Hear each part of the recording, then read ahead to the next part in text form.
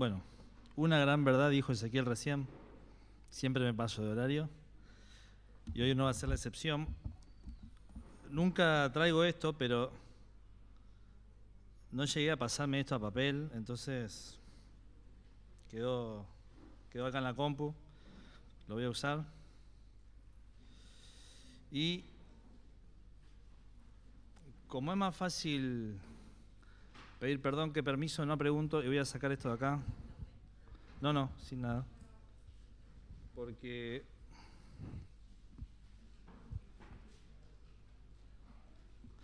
como diría un amigo mío, va a estar el PowerPoint acá y yo también acá y voy a estar cogoteando como pollo en balde. No sabía qué significaba hasta que ese amigo me lo explicó.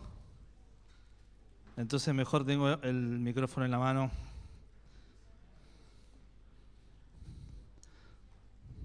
¿Ya está puesto? Presentation. ¿Más atrás puede ir? ¿Desde la primera?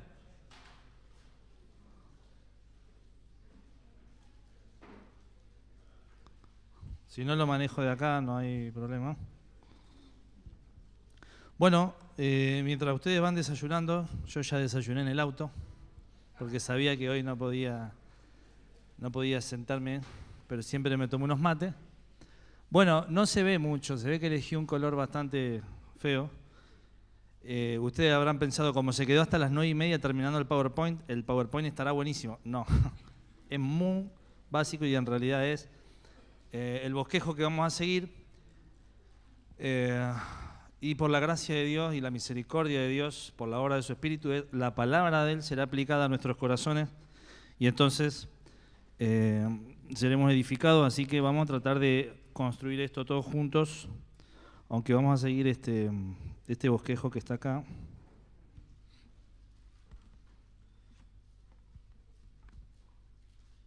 Bueno, ahí. En el mensajito que se mandó por WhatsApp esta semana decía salvos por gracia, pero en realidad el tema completo que me dieron es esa frase que está ahí. Es uno de los estudios que estamos haciendo sobre la declaración de fe. Y entonces ahí hay dos sentencias. Creemos que el Señor nos salva por gracia y nos juzgará y recompensará por las obras en el tribunal de Cristo. Creemos que es en este sentido que el apóstol Santiago recalca que la fe, si no tiene obras, es muerta en sí misma. Y esos son los cuatro pasajes que si ustedes miran el archivito que se mandó en algún momento de la declaración de fe, estarán ahí. Hay muchos más que se pueden buscar. Y la verdad que confieso que fue un hermoso tema para mí para estudiar. Obviamente no lo pude agotar, no llegué. Hay mucho más para seguir viendo. Sin embargo, me quedé con algunas conclusiones que son las que quiero compartir con ustedes en esta noche, mañana. Y vamos a tratar de avanzar rápido y de pasarnos no tanto. Yo le puse ahí arriba la gracia, la fe y las obras, porque son los tres temas que están ahí en esa expresión. Y también marqué ahí con negrita el tribunal de Cristo, porque bueno, si también el Señor lo permite, algo muy poquito por encima veremos de esa mirada a los eventos que son futuros pero no tan lejanos.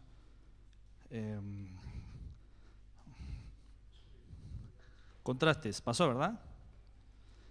El tema de por sí plantea estos dos contrastes que habitualmente nosotros escuchamos y con los que a veces lidiamos en nuestra propia comprensión de la palabra de Dios, la gracia y la ley. Incluso nosotros hablamos a veces de dos dispensaciones diferentes o dos maneras distintas del Señor tratando con la humanidad, digamos, por la gracia o los que estaban bajo la gracia y los que estaban bajo la ley y los que estamos bajo la gracia. Y bueno, y parecieran ser dos cosas opuestas, lo mismo que la fe y las obras. Por ejemplo, el pasaje base que leímos en la cena: por gracia sois salvos por medio de la fe. Esto no es de vosotros, es don de Dios, no por obras. Y hay como una división entre la fe y las obras. Sin embargo, la verdad es que son dos duplas que van muy de la mano y que de alguna manera una completa a la otra y debieran ser así en nuestra vida. Yo la parte de la gracia voy a ver si la podemos pasar más bien rapidito porque algo hablamos en la cena. Dice ahí, definición de la gracia. Yo no sé, no tengo los originales, ni sé tampoco ni griego, ni arameo, ni hebreo, así que esta parte está leída y confiada en los que saben. Pero en el Antiguo Testamento la palabra que se traduce como gracia es la palabra chen, y habla estrictamente del favor que una persona podía recibir de un superior. Por ejemplo, ahí Génesis 39 es cuando José halla gracia ante los ojos de Potifar, ¿verdad? Entonces José, que era un esclavo, y Potifar, que era el dueño que lo había comprado aparentemente en el mercado ahí, José le cae bien y entonces ese superior se muestra favorable. O por ejemplo, de Ruth y Boaz, ahí en Ruth capítulo 2. También se usa la misma palabra para hablar del atractivo, de la gracia estética, digamos, o visual que una persona tenía a la vista de otros. Y esa así se usa en algunos de los salmos. Pero en realidad esta palabra gracia, así como aparece en el Antiguo Testamento, apenas se introduce el concepto y el significado que nosotros buscamos de gracia. Y en el Nuevo Testamento la palabra que se traduce gracia es esa charis o caris, de ahí viene caridad para nosotros, y involucra todos esos significados: favor, el también atractivo, agradecimiento o un regalo o un beneficio. Y ahí está lo que hablábamos en la cena. Habitualmente definimos la gracia como el favor inmerecido de Dios, pero es bastante más. La gracia se presenta en las Escrituras no solo como un favor, sino también como una potencia, llegando a ser Dios, obrando libre y poderosamente en bien de los hombres que nada merecen, al solo impulso de su amor. Habíamos visto ahí Efesios 2, que la gracia de Dios estaba preparando de antemano buenas obras y será mostrada con sus abundantes riquezas en los siglos venideros. Y del pasado al futuro, de la eternidad pasada a la eternidad futura, la gracia de Dios va a ser manifestada para nosotros. ¿Y por qué nos parece que a veces el concepto se queda corto cuando decimos un favor inmerecido? Porque no es como el favor inmerecido que había recibido José de Potifar o tantos otros casos, sino que cuando Dios se muestra favorable, lo hace a su medida. Es el favor de un Dios omnipotente. Es el favor de un Dios que todo lo sabe. Entonces no es un favor, no es un regalito así nomás. Es Dios poniendo todo, absolutamente todo de sí mismo, en bien de nosotros, que no merecemos nada. Impulsado por la esencia misma de Dios. Como lo dice la Biblia, Dios es amor. Con razón ustedes no lo ven. Háganme acordar, si yo estoy leyendo mucho acá. Ahora, ¿dónde vemos la gracia de Dios? No la gracia entre personas, sino la gracia de Dios manifestada en el Antiguo Testamento. Yo puse ahí algunos subtítulos con el correspondiente pasaje.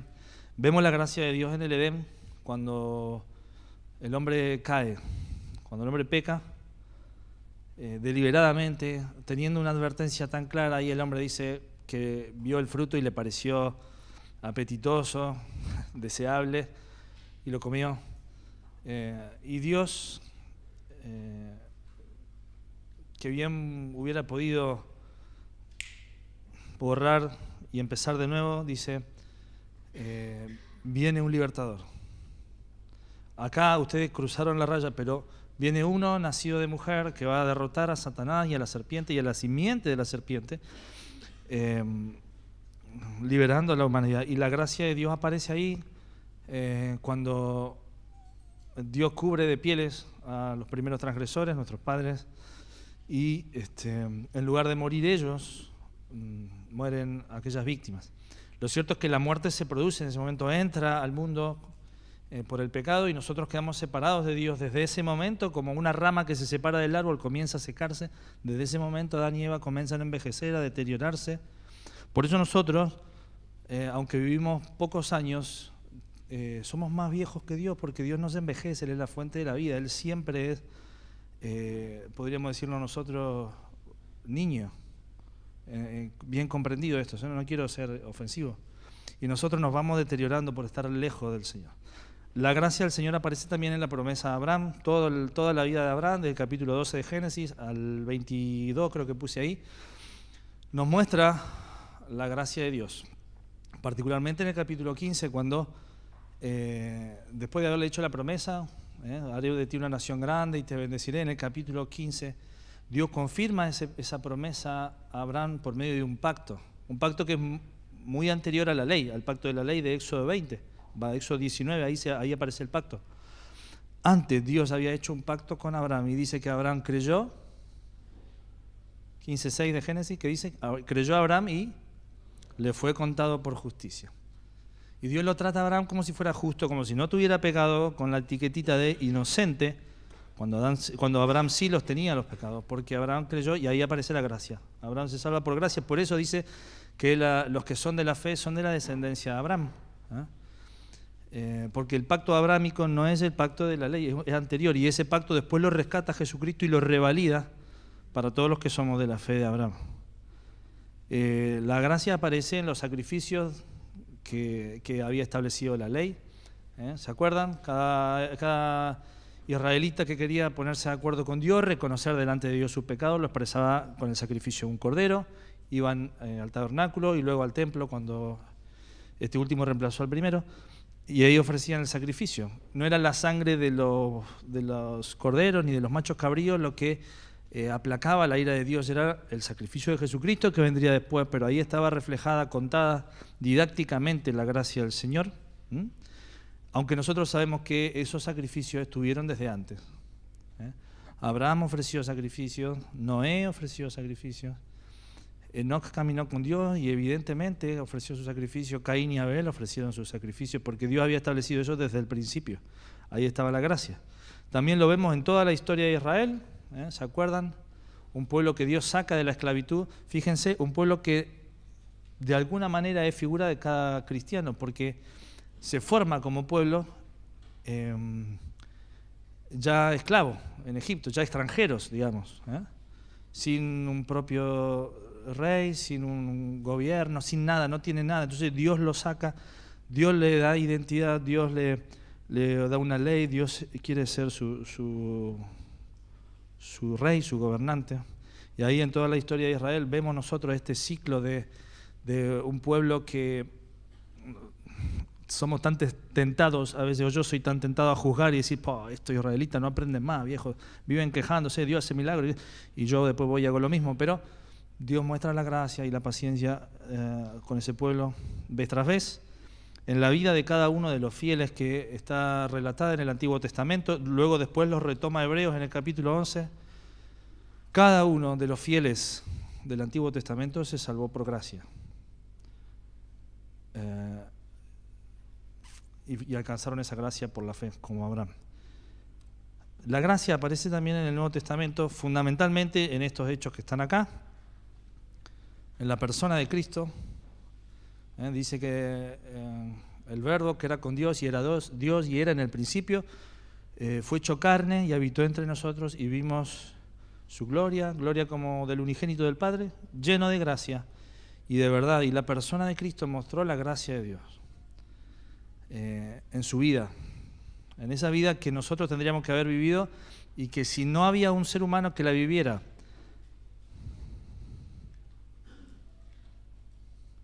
gracias Serena, ahí me pasé, si no había un ser humano que viviera esa vida por nosotros para satisfacer delante de Dios o para pagar ante la justicia de Dios el pago que la humanidad necesitaba para el rescate, entonces si Él no lo hacía, nosotros no podíamos hacerlo. Y ahí viene el Dios hecho hombre y muestra la gracia de Dios en persona. Y luego también, no solo en la vida, sino también en la muerte, entonces va a la cruz y resucita y manda al Espíritu Santo. Si quieren podemos leer ahí alguno de estos pasajes, por favor. Así yo los pasé un poco rápido porque ya me marcaron la cancha antes de empezar, pero vamos a leer algunos del segundo renglón.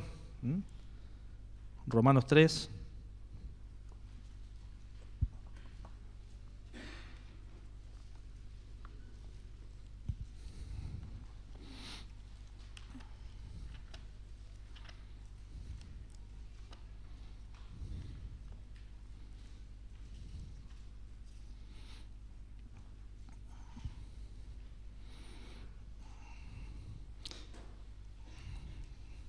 siendo justificados gratuitamente por su gracia mediante la redención que es en Cristo Jesús, a quien Dios puso como propiciación por medio de la fe en su sangre, para manifestar su justicia a causa de haber pasado por alto en su paciencia los pecados pasados. Y ahí se manifiesta en la redención la gracia.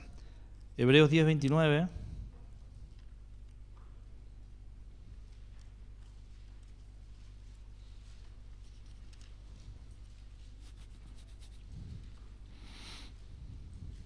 ¿Cuánto mayor castigo pensáis que merecerá el que pisoteare al Hijo de Dios y tuviere por inmunda la sangre del pacto en la cual fue santificado e hiciere afrenta al Espíritu de gracia? Ahí fíjense el nombre, el título que recibe el Espíritu Santo, el Espíritu de gracia, porque en Pentecostés, cuando Dios derrama de su Espíritu sobre nosotros, que primero lo había prometido que iba a venir cuando Él se fuera, nos ha dado su gracia. Y como decíamos en la cena, la gracia del Señor, o el Señor suministra gracia permanentemente a nosotros, porque la necesitamos para vivir. Y esa es la dirección del Espíritu Santo. Paso un poquito más. El alcance de la gracia. Yo básicamente lo puse en dos sentidos. El alcance temporal, digamos, y espacial de la gracia, y luego la profundidad de la gracia. En el primer caso, en la obra total de Dios. Y ahí están algunos de los conceptos que veíamos. Desde antes de la fundación del mundo, la gracia estaba. Al final de los tiempos, la gracia estará. En todas, dice la Biblia que Dios manda a todos los hombres en todo lugar. No hay acepción de personas para la gracia de Dios. A todas las personas, en todos los lugares, en todas las épocas, la gracia cubre. Pero después, si nosotros pudiéramos medir el nivel de pecado que tiene que perdonar la gracia, también la gracia es suficiente. Entonces yo le puse, en el caso del peor de los pecadores, dice 1 de Timoteo, lo leemos, 1:12. Doy gracias al que me fortaleció, a Cristo Jesús nuestro Señor, porque me tuvo por fiel, poniéndome en el ministerio. Yo que antes había sido blasfemo, perseguidor e injuriador, pero fui recibido a misericordia porque lo hice por ignorancia, en incredulidad. Pero la gracia de nuestro Señor fue más abundante con la fe y el amor que es en Cristo Jesús. Palabra fiel y digna de ser recibida por todos, que Cristo Jesús vino al mundo para salvar a los pecadores, de los cuales yo, dice Pablo, soy el primero. Y a Pablo, que había estado completamente en la vereda de enfrente, persiguiendo a Jesús. Así se lo dice él cuando se encuentra con él en el camino a Damasco. ¿Quién eres? Yo soy Jesús a quien vos perseguís. A mí me perseguís. Dice Pablo, yo era el peor de los pecadores. Entonces la gracia cubre a todos los pecados. No hay nivel de pecado que la gracia no pueda perdonar. Ahí tenemos el caso también del ladrón de la cruz, que en el último instante de su vida, sin la posibilidad de reparar los daños que había hecho, ni resarcir a quienes había afectado, ahí la gracia lo cubre.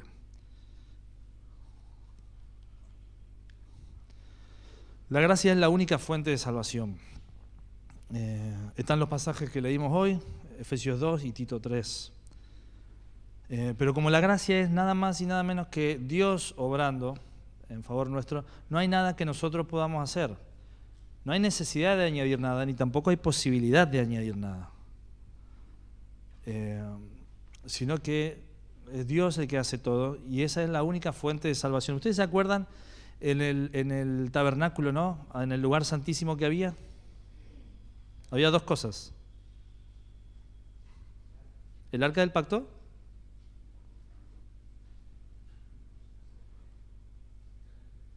y el lugar santísimo, perdón. El arca del pacto y el propiciatorio, que era la tapa del arca, pero que son dos cosas separadas que tienen que ver con esto. Ahí el pacto de la ley, de la obediencia y de la conducta estaba en el arca, pero para la salvación solo Dios. Por eso el arca del pacto era de madera cubierta de oro, porque una parte la hacía el pueblo y la otra parte la hacía Dios. En cambio la tapa, el propiciatorio, era toda de oro, porque en el favor misericordioso para cubrir nuestros pecados solamente entra Dios. No podemos hacer nada, no podemos aportar nada. Es todo obra de Dios. Así que la gracia es la única fuente de salvación y no hay nada que yo pueda hacer para sumar a esa gracia. O para decir, bueno, yo te ayudo a salvarme, te tiro unas obritas, alguna cosa, algo bueno que haga. Solamente la gracia de Dios. La vida entonces que surge de la gracia, la nueva vida que surge de la gracia, debe mantenerse por la gracia. Y esto es el ABC del lunes a lunes. Y así de básico como es, así de complejo es poder sostenerlo, por lo menos en mi caso. Depender de la gracia del Señor. Lo vimos un poco en la cena. Por gracia sois salvos por medio de la fe. Y yo pensaba para mí, también por gracia tengo que ser santificado por medio de la fe. También por gracia tengo que avanzar el próximo paso por medio de la fe. Porque la vida nueva se sostiene por la gracia. Romanos 1:7, y algunos si quieren, bueno, yo si lo hago leer a alguien no sale después en la transmisión, entonces mejor los voy leyendo yo, pero Romanos 1:7.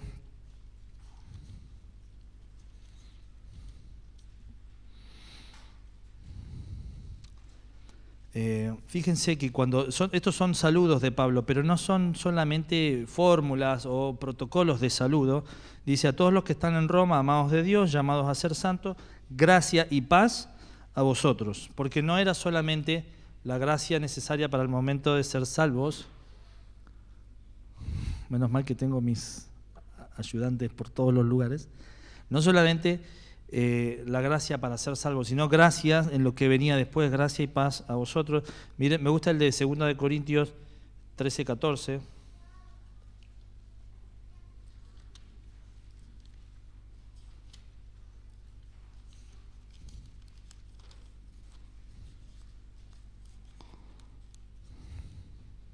La gracia del Señor Jesucristo, el amor de Dios y la comunión del Espíritu Santo sean con todos ustedes. Amén. A veces uno pasa por los saluditos, ahí por las doxologías, como nada. Bueno, ahí se despidió, listo, terminó la carta. La verdad que son verdades doctrinales. Nosotros necesitamos para seguir la gracia del Señor. Y de hecho el papel de Cristo como sacerdote, vieron que Hebreos lo muestra, Él como un sumo sacerdote que se compadece de nuestras debilidades, que entró dentro del velo, no del velo del tabernáculo ni del templo, sino del santuario celestial, a la misma presencia de Dios, no con sangre ajena, dice, sino con sangre propia, entra, paga la deuda nuestra, y ahora está ahí como un sacerdote nuestro, intercediendo delante de Dios por nosotros, permitiéndonos a nosotros acercarnos confiadamente al trono de la gracia, para hallar ¿qué cosa?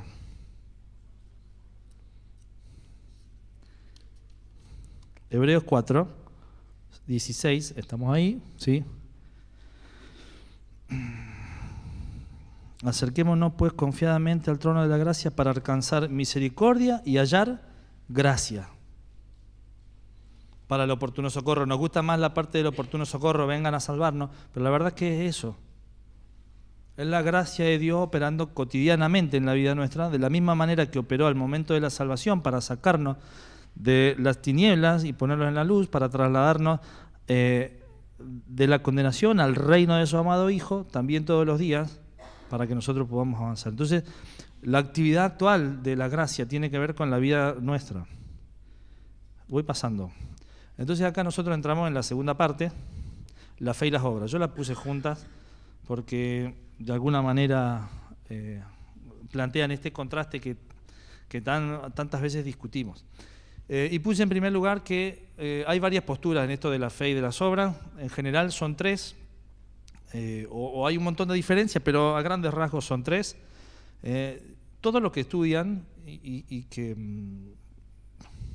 por lo menos lo que he leído, todos los que estudian honestamente la palabra de Dios concuerdan que la salvación tiene su origen en Dios. Pero ¿cómo accedemos nosotros a la salvación?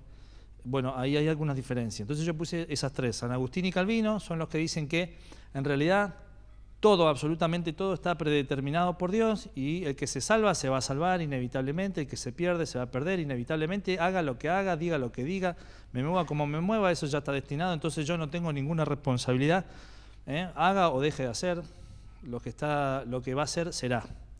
Bueno, esto se pasa de los límites de lo que la Biblia revela. y la Biblia establece que el hombre es moralmente responsable de lo que decide. Y es cierto que yo no puedo hacer nada para aportar a la salvación, pero Dios ha dejado como responsabilidad del hombre la respuesta frente a la obra salvadora de Dios. Y eso es entonces lo que plantean los arminianos, que Dios ha hecho toda la obra de la salvación, pero corresponde a uno dejarse salvar o rehusar esa salvación. Y eso es la decisión del hombre. Pelagio, en realidad, es el que dice que el pecado no se hereda, que todas las personas nacen buenas y después aprenden a pecar. Entonces que si desde chico uno va haciendo las cosas bien y más o menos equilibra la balanza para el lado de las cosas buenas, entonces uno tiene saldo positivo y se salva. La Iglesia de Roma toma este concepto y después lo modifica, son como semi-pelagianos, digamos, y dicen, no, sí el pecado está, pero si con el bautismo lo sacamos al pecado original y entonces después con ciertas penitencias y ciertas conductas uno se gana el favor de Dios. Bueno, eso tampoco es lo que dice la Biblia. Lo cierto es que las obras humanas no pueden aportar nada a la salvación. Lo que le queda al hombre es, como dice ahí abajo, responder con fe sumisa a la obra salvadora de Cristo. Ahora, ¿qué son las obras? Porque no sé si todos entendemos lo mismo cuando decimos obras. Bueno, yo puse ahí una definición. Toda actividad del hombre que tiende a alcanzar un objetivo, eso es una obra. Las personas hacemos cosas, trabajamos en pos de algo y eso son las obras, y eso lo hacemos porque estamos hechos a imagen de Dios. Dios trabaja, nosotros trabajamos. Jesús lo dijo así, mi Padre trabaja hasta ahora y yo también. Y parte de las cosas que nos fueron conferidas en el Edén, en la imagen y semejanza del Dios eterno, es que nosotros trabajamos. Recuerden que el trabajo no fue consecuencia de la caída. Dios desde el principio apenas lo pone a Adán en el huerto, le dijo, vos lo tenés que cuidar, lo tenés que labrar, tenés que administrar. Después el trabajo iba a tener su carga y su peso enorme después de la caída. Así que de ninguna manera nosotros nos podemos sumir en la pasividad y dejarnos sin hacer nada, como podría uno entender del lado de San Agustín y Calvino, porque el trabajo es parte de lo que Dios nos ha dado. Lo cierto es que las obras o las cosas que hagamos para agradar a Dios y para salvarnos, para Él son como un trapo de inmundicia, no sirven de nada. Entonces las obras son la actividad natural del hombre. Yo puse acá, en la actividad natural la Biblia lo nombra de varias maneras. Están viendo ahí la definición, ¿no? Obras muertas, obras de la carne, bien. La Biblia, estos 4 primeros términos, o los 5 puntos de esto aparecen en la Biblia en relación al obrar del hombre. Algunas veces se las llama obras muertas a la actividad del hombre, justamente por la relación que hay entre el pecado y la muerte. La actividad natural de un pecador que está condenado a la muerte es una obra muerta. Así lo dice Hebreos 9. También las obras de la carne, es decir, todo lo que nosotros hacemos a partir de la caída, sea a nuestros ojos malo, como cualquier cosa que nosotros decimos, crimen, todo lo que ustedes vean en el diario, ahí está, en la tele, ahí está. No nos hace falta la lista de las cosas malas que la gente hace. Lo cierto es que también las cosas buenas que la gente hace, o lo que nosotros llamamos es buen tipo, también son obras de la carne y no sirven para nada. Pablo lo dice así de sí mismo: si alguno tiene de qué gloriarse en la carne, yo más. Entonces da la lista de todo lo que él hacía antes. Cosas buenas, cosas moralmente aceptables, cosas que eran genuinamente el esfuerzo por hacer las cosas bien, pero que no provenían del Espíritu de Dios, sino provenían de un ser caído y son obras de la carne. Luego las obras legales aparecen en Gálatas 2. Ese de Gálatas 2 lo vamos a leer porque usa 3 veces la expresión las obras de la ley.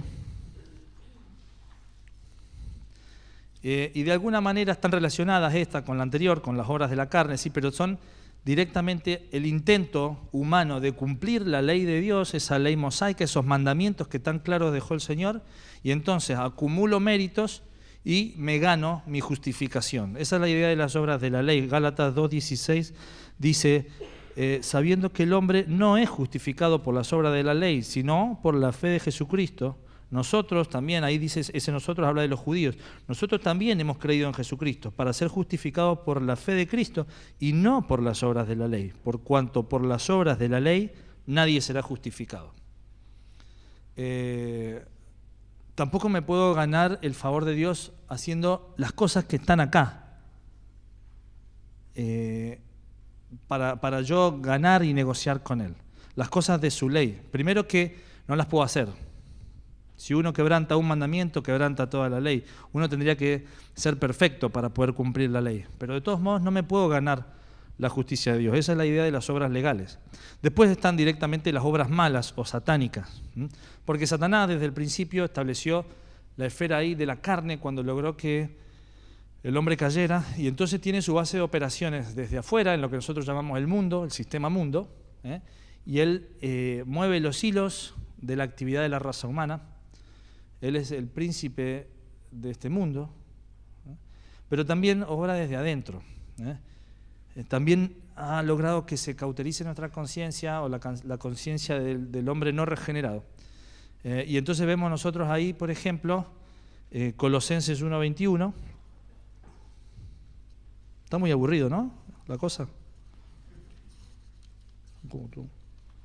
Colosenses 1:21, vosotros también que erais en otro tiempo extraños y enemigos en vuestra mente, haciendo obras malas.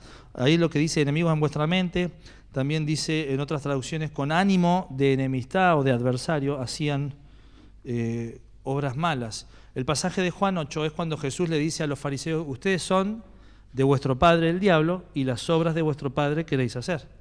Así que no solamente está la actividad natural del hombre caído, que no sirve ante los ojos de Dios, sino que está la actividad deliberadamente impulsada por Satanás para mantener a la humanidad perdida.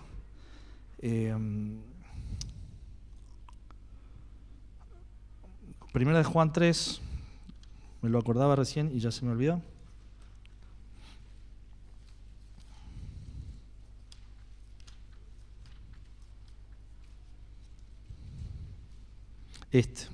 No como Caín, que era del maligno y mató a su hermano.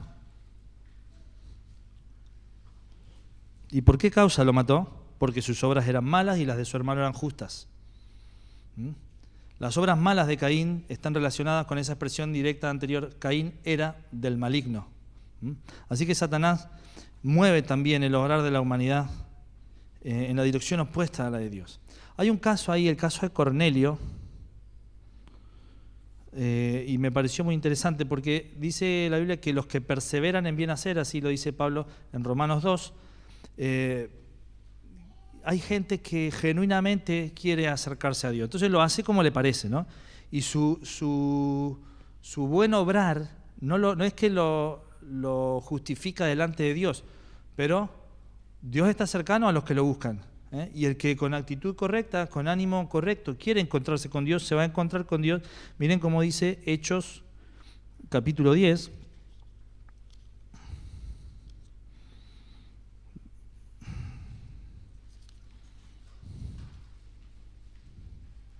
Él, mirándole fijamente y atemorizado, dijo, ¿qué es, Señor?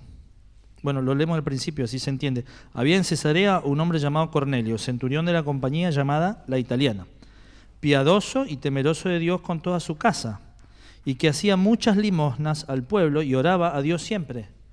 No estaba yendo por el camino correcto, él iba por el camino de las limosnas, y sabía que el pueblo era el pueblo de Dios, y entonces lo respetaba. Este vio claramente en una visión cómo a la hora novena del día, que un ángel de Dios entraba donde él estaba, como a la hora novena, dice, y le decía Cornelio, y él mirando fijamente y atemorizado, ¿qué es, Señor? Y miren lo que le responde, tus oraciones y tus limosnas han subido para memoria delante de Dios.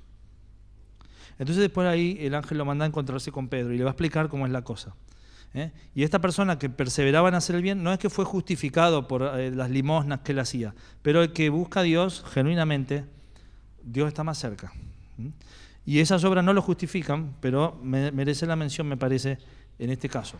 Ahora, las obras que nos interesan a nosotros, y acá es donde nosotros nos tenemos que detener un poco más, son las obras espirituales, que no son las mismas que todas esas obras anteriores. Porque el pasaje de Efesios que leímos al principio, donde dice, por gracia sois salvos por medio de la fe, esto es don de Dios, no de ustedes, no por obras, dice después que Dios preparó buenas obras para que nosotros anduviéramos en ellas. Entonces ahí están las dos obras, no por las obras carnales, no puede salir de ustedes. Pero sí hay una serie de obras espirituales que van a venir después.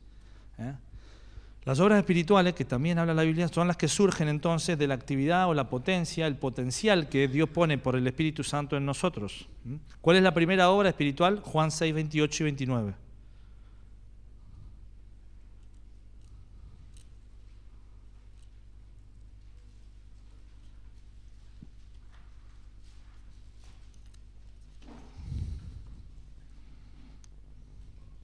Entonces le dijeron, ¿qué debemos hacer para poner en práctica las obras de Dios? Respondió Jesús y les dijo, esta es la obra de Dios, que creáis en el que Él ha enviado. Esta es la primera manifestación de las obras de Dios, cuando uno cree. Las obras espirituales no deben confundirse ni mezclarse con las obras carnales ni con las obras legales. Dios nos...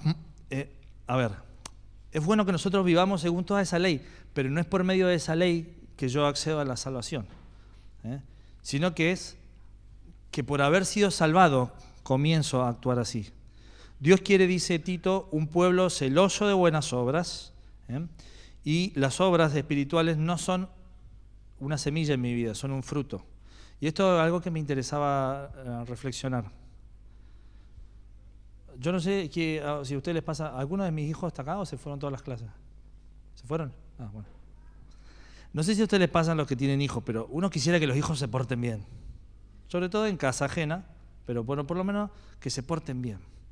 Oh, ¿por qué actúa así? Y uno quisiera poder modificar la conducta, pero en realidad la conducta, las acciones, no son el punto de partida. El punto de partida es el corazón. Las obras espirituales no son la semilla que Dios me dio. La salvación es la semilla, la gracia es el origen, y Dios trabaja para que después el fruto sea estas buenas obras. Si a usted le toca ser papá como a mí, trabaje en el corazón de su hijo.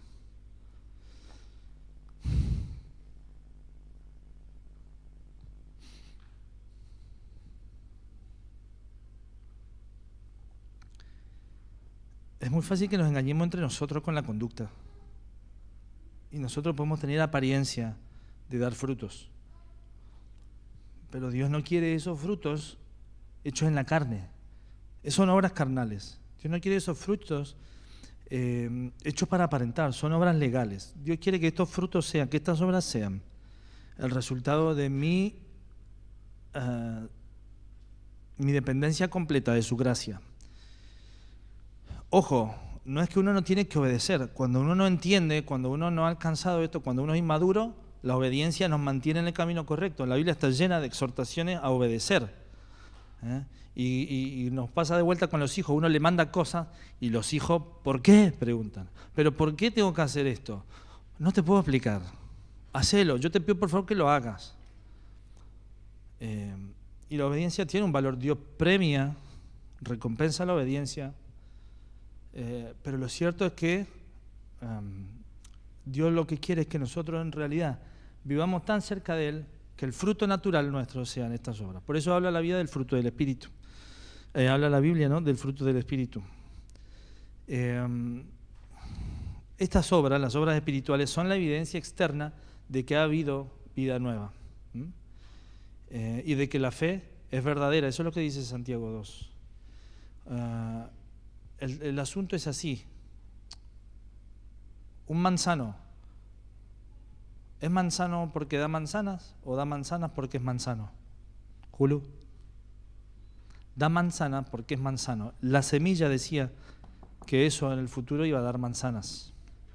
Y nosotros a veces queremos pegarle con cinta scotch manzanas en la rama para que sea un manzano. Y no es así.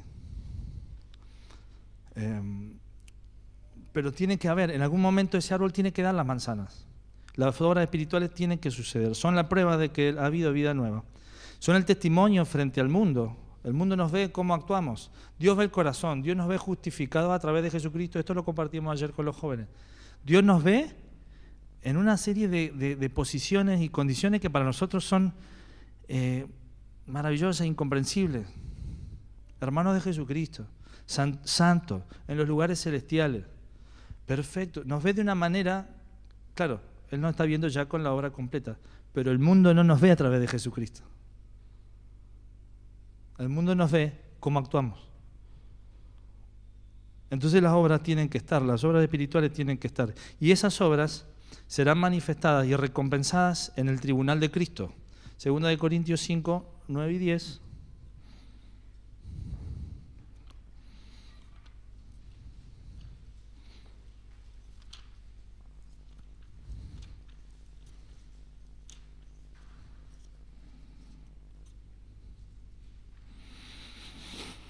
Por tanto, procuramos también, o ausentes o presentes, serle agradables, porque es necesario que todos nosotros comparezcamos ante el tribunal de Cristo, para que cada uno reciba según lo que haya hecho mientras estaba en el cuerpo, sea bueno o sea malo. No está hablando acá de la salvación, sino estaría diciendo que la salvación es por obras. Nosotros vamos a comparecer ante el tribunal de Cristo para que nuestras obras, las que fueron hechas en nuestra vida nueva, reciban su recompensa. Ojo, un hijo de Dios a veces también actúa de manera carnal. No lo estoy justificando, dijo, también nos pasa. Que hemos conocido a Dios y lo fuimos a buscar para que nos salve, pero después, déjame que hago mi vida. Bueno, todo eso siguen siendo obras carnales porque están hechas en la potencia de mi propio espíritu, no en la del espíritu de gracia. Pero Dios un día nos va a poner ahí, y ahora si Dios lo permite, vemos un gráfico que nos explica un poco cómo son los juicios finales que va a hacer Dios y cómo va a pagar a cada uno. Pero acá está hablando de que entonces Dios, habiéndote dado la semilla, un día va a pasar por tu huerta, permítanme la comparación, y va a ver cuánto fruto hay ahí.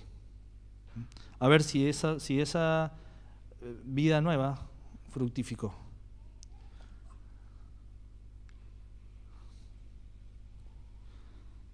Hay un pequeño diagrama del Apocalipsis, más o menos, un resumen de los eventos futuros.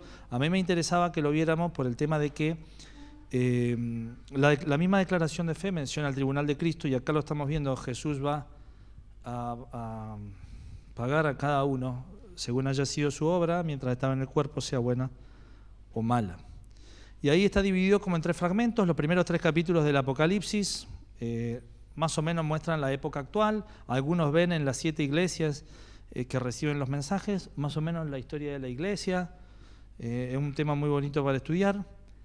Y después, los capítulos del 4 al 19 cuentan como el desarrollo de lo que sería la última semana de la visión que tuvo Daniel, la semana 70.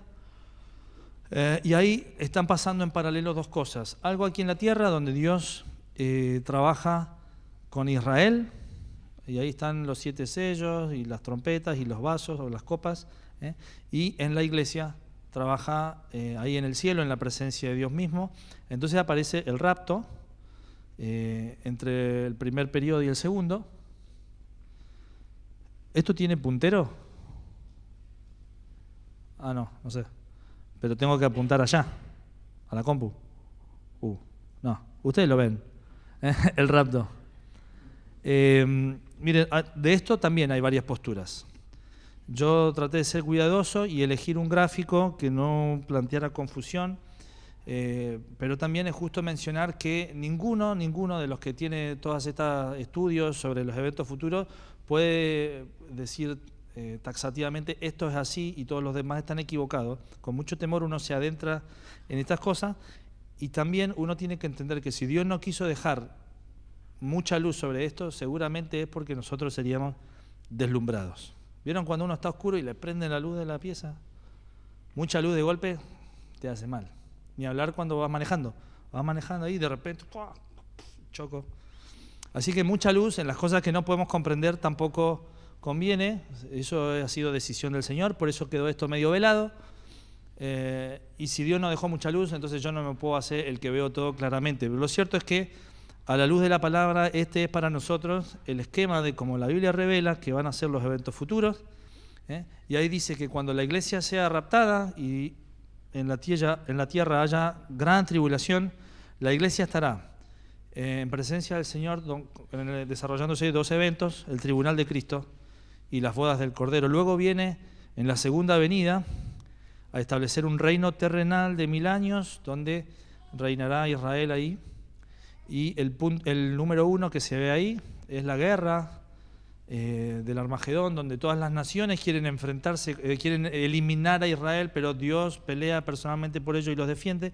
Y el segundo es, el punto 2 es la nueva rebelión después de 1000 años, cuando Satanás sea liberado nuevamente y vuelva a engañar a la humanidad no va a tener ninguna excusa porque Dios le dio 1000 años de un reino justo, de un gobierno como debía ser, como corresponde, pero cuando tengan la posibilidad de nuevo, serán nuevamente engañados y elegirán de nuevo el camino malo. Entonces Dios establece ahí el juicio del gran trono blanco, y ahí es donde dice la Biblia en Apocalipsis que en ese libro, en ese juicio se abre el libro de la vida, y los que no están en el libro de la vida van a la muerte segunda. Pero en el tribunal de Cristo, como nuestros libros ya están, nuestros nombres ya están en el libro de la vida, nosotros recibimos la recompensa por las obras que hicimos acá, si fueron espirituales o no, si fueron hechas en la voluntad del Señor o no, si fueron obedeciendo a la dirección de su voz o no, o las hice como a mí me pareció, como a mí me gustaba. Y entonces acá es donde nosotros tenemos que introducir el último tema, la fe. Yo lo puse al revés, yo había puesto gracia, fe y obras, pero definí primero las obras, me pareció, porque lo que nos tiene que quedar, y así le pedía yo al Señor que fuera algo práctico, era algo para aplicar, y tiene que ver con la fe. La fe que Dios pide, la fe que salva, no es una fe ciega, o una fe tonta. En todo caso, es una fe ciega. ¿En qué sentido? Cuando la Biblia nos dice no nos manejamos por vista, nos manejamos por fe. Pero no es una fe que ignore la realidad de las cosas. Es una fe como las ovejas, que no ven mucho, pero escuchan la voz de su pastor y lo siguen, porque lo conocen. La fe que salva involucra nuestra inteligencia y nuestra comprensión. Dice que la fe viene por el oír, y el oír por la palabra. Dios no nos pide que seamos fanáticos, que a toda costa adherimos ahí a una idea y listo, como pasa en el fútbol, ¿no? No voy a mencionar colores, pero el que es fanático está ahí a muerte con uno. Y vos decís, pero che, no importa con este, pero no importa con este. Che, pero no importa. Bueno, parece que no quiere ver. No es así la fe que Dios pide, no es fanatismo. Dios pide una fe donde Él te habla, vos comprendés, y entonces crees. La fe está asociada al arrepentimiento, a reconocer que Dios tiene razón, y entonces yo cambio mi manera de pensar. Requiere que la voluntad del hombre entre en acción. Por eso, cuando poníamos al principio esto de la fe y las obras, pensamos que Dios ha dejado esa última decisión al ser humano. Dios ha hecho todo para salvarlo, y el hombre tiene que dejarse salvar. Tiene que dejar que Dios lo salve. Y eso implica la voluntad de las personas. Y entonces, cuando la voluntad ha decidido creer, esa fe madura hasta una entrega total del hombre al Salvador. Romanos 6.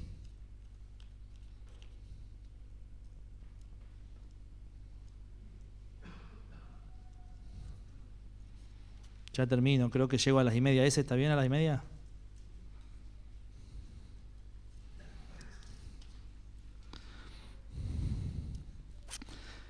Una entrega total. Si morimos con Cristo, creemos que también viviremos con Él, sabiendo que Cristo, habiendo resucitado de los muertos, ya no muere. La muerte no se enseñorea más de Él, porque en cuanto murió, al pecado murió una vez por todas, mas en cuanto vive, para Dios vive. Y así también nosotros nos consideramos, o dice, ustedes considérense, muertos al pecado y vivos para Dios. Es una entrega total. En Él vivimos, en Él somos, en Él nos movemos. Ya no vivo yo, Cristo vive en mí. Y lo que vivo en la carne mientras estoy en el cuerpo, lo vivo en la fe del Hijo de Dios. La fe, y acá es donde nosotros tenemos que hacer la aplicación. La fe, al igual que la gracia, no es una cualidad estática. Vieron que dijimos, la gracia no es una cosa que Dios tiene que en algún momento nos salvó. La fe tampoco. La fe tampoco es algo que una vez tuve para que Dios me salve. La fe no es algo que yo pueda decir, sí, creo en Dios.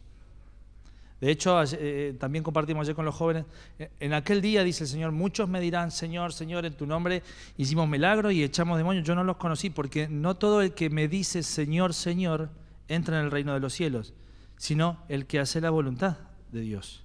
No es que entra en el reino de los cielos por hacer la voluntad de Dios, sino que entra en el reino de los cielos por fe, y eso se nota porque hace la voluntad de Dios. Yo no puedo decir que creo en Dios y vivir como si no creyera.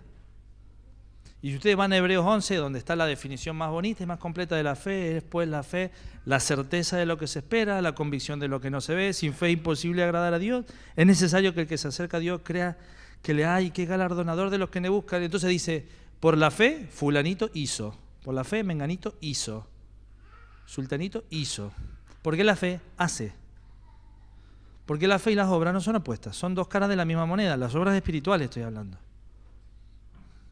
Yo tengo fe, se tiene que notar en mi vida. Digo que creo en Dios, tengo que andar como el anduvo. De la manera que lo habéis recibido, andad también en él. Nosotros venimos de 4 semanas de estudiar cómo andamos. Andar en sabiduría, cómo es digno del Evangelio, andar en el Espíritu. Creo que me estoy olvidando una más. Pero es andar. No me puedo conformar con que ya está, Dios me salvó. Ese pensamiento inmaduro de decir, bueno, peco, pero el último día pido perdón y Dios me salva. Yo lo tenía así cuando era más chico. No es real. Y a veces vivimos así. Listo, Dios me salvó. Deuda pagada. Cheque en blanco para hacer lo que quiera. No. Porque en algún momento tiene que haber manzanas. Porque Dios me dio la salvación por gracia. Pero tiene que fructificar. Entonces voy a la gracia todos los días, con fe todos los días, para dar esa fruta. Terminamos con el pasaje de Corintios.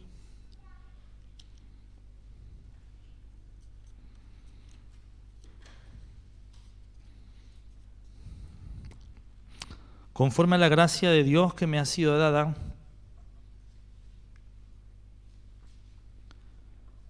conforme a la gracia de Dios que me ha sido dada, Corintios 3, 1 Corintios 3,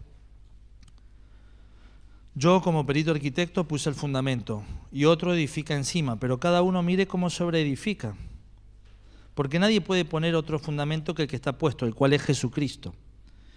Y si sobre este fundamento alguno edificare oro, plata, piedras preciosas, madera, heno, hojarasca, entonces la obra de cada uno se hará manifiesta, porque el día la declarará, pues por el fuego será revelada. Y la obra de cada uno, cual sea, el fuego la probará, y si permaneciere la obra de alguno que sobreedificó, recibirá recompensa. Si la obra de alguno se quema, entonces sufrirá pérdida. Él mismo será salvo, así como por fuego, dice. Eso es el tribunal de Cristo. Dios nos ha puesto a edificar, y Él un día va a recompensar la obra nuestra, pero puede ser que esté edificando cualquier cosa, puede ser que esté construyendo una vida de paja, heno y hojarasca. Madera, dice, madera, heno y hojarasca. Apenas lo prendo, apenas pase el fuego, no queda nada. Y yo le pedí al Señor que Él nos despertara, que Él nos predispusiera, porque el tiempo que queda es muy poco. El Señor está muy cerca. Por eso estamos afirmando lo que creemos, porque la persecución va a ser cada vez más fuerte. Y es necesario que nosotros estemos firmes y que nosotros sepamos qué es lo que creemos. Y que las obras que hacemos, la conducta de todos los días, sea en el Espíritu. Corintios 4, del 1 al 5, 1 Corintios 4. Así que téngannos los hombres por servidores de Cristo y administradores de los misterios de Dios. Se requiere que los administradores sean hallados fieles, cada uno. Yo muy poco tengo el ser juzgado por vosotros o por tribunal humano, y ni siquiera me juzgo yo mismo, porque aunque de nada tengo mala conciencia, no quiere decir que sea justificado. El que me juzga es el Señor. Así que no juzguen nada antes de tiempo, hasta que venga el Señor, el cual aclarará también lo oculto de las tinieblas y manifestará las intenciones de los corazones, y entonces cada uno recibirá su alabanza de Dios. ¿Podremos nosotros recibir alabanza de Dios por la obra que hicimos? Cuando el Señor venga a pagar a cada uno conforme a la obra, ¿qué me va a pagar a mí? ¿Cómo me estoy manejando? Ojalá nosotros entendamos que para cada cosa, para cada faceta, para todo, hasta lo más superficial, lo que nos parece a nosotros, bueno, esto tampoco lo voy a molestar a Dios con esto, para cada cosa, nosotros dependemos de la gracia del Señor, a la cual podemos acceder por la fe. Oramos. Señor, profunda es tu palabra, difícil para nosotros conocerte si no es por la intervención de tu Espíritu. Y te agradecemos que nos haya dado al Espíritu en nosotros para ir a tu palabra. Si dependiera de nosotros no iríamos nunca. Si las cosas tuvieran que hacerse con nuestra fuerza no alcanzaríamos nada. Por eso te pedimos, Señor, que nos hagas ver la verdad de las cosas, que prioricemos en este mundo como vos priorizás. Y que podamos nosotros seguir acudiendo a tu gracia. Gracias por Jesucristo, que en tu presencia hoy es nuestro gran sumo sacerdote. Gracias porque Él abrió un camino nuevo y vivo para que nosotros lleguemos a tu presencia y podemos acercarnos con confianza, porque a través de Él nos ves. Pero que el mundo nos vea como administradores de tu gracia, que el mundo nos vea y nos tenga por dignos del Evangelio, que nosotros podamos andar en sabiduría, que nosotros podamos andar en santidad, que nosotros podamos alejarnos del pecado y que nuestras obras no sean hechas con nuestra fuerza, ni según nuestra voluntad, ni según nuestro parecer. En todo queremos agradarte, en todo queremos honrarte, no queremos decir ninguna palabra que no sea la que nos has mandado decir.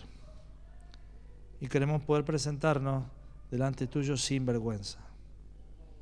Gracias porque todo lo que nos condenaba ya no está. Todo nuestro pecado fue pagado. Y queremos, Señor, ahora madurar, crecer y dar fruto que honre tu persona. Te pido, Señor, por cada uno y por cada casa, por cada familia, por la generación que viene, por los niños, por los jóvenes, para que sepamos nosotros mostrarte con nuestras acciones. Te lo pedimos en el nombre de Cristo Jesús. Amén.